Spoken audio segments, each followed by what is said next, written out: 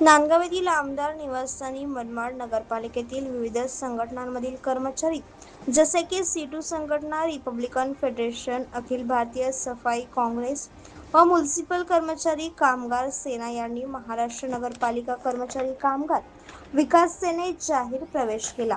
या प्रवेश सोहळ्याला आमदार सुहास कांदे यांच्या नेतृत्वावरती विश्वास ठेवून अनेक पदाधिकारी आणि सदस्य उपस्थित होते। राज्य कार्यकारिणीचे सरचिटणीस फरहानदादा खान, अंजुमताई कांदे व शिवसेना शहर प्रमुख मयूर बोरसे यांनीही कार्यक्रमात सहभाग घेतला। यावेळी संतोष वानखेडे, मटू चुनियन, संजय बोहत, आनंद आवटी यांच्यासह अनेक कर्मचाऱ्यांनी आपले मनोगत व्यक्त करत कामगारांच्या समस्या मांडल्या। आमदार कांदे यांनी मनमाड शहरात कामगारांसाठी भव्य कामगार भवन उभारण्याची घोषणा केली। त्यासाठी 1 कोटी रुपयांचा निधी उपलब्ध करून देण्यात येणार आहे। तसेच कामगार व नागरिकांसाठी 10 लाखांपर्यंतच्या मोफत शस्त्रक्रियेची वैद्यकीय योजना पुढील महिन्यापासून लागू होणार आहे।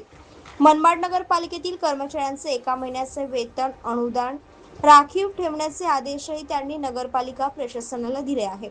कार्यक्रमाचे सूत्रसंचालन निलेश सकपाळे यांनी केले। या प्रसंगी विविध मान्यवर उपस्थित होते। या वर्षीच्या चांगल्या वसुलीसाठी कर निरीक्षक मनोज मगर व आनंद आवटी यांचाही सत्कार करण्यात आला। कार्यक्रमात लवकरच इतर भागातील कर्मचाऱ्यांच्या संघटनेत प्रवेश होणार असल्याचेही जाहीर करण्यात आले। Maharashtra 24 news channel, Nandgaon.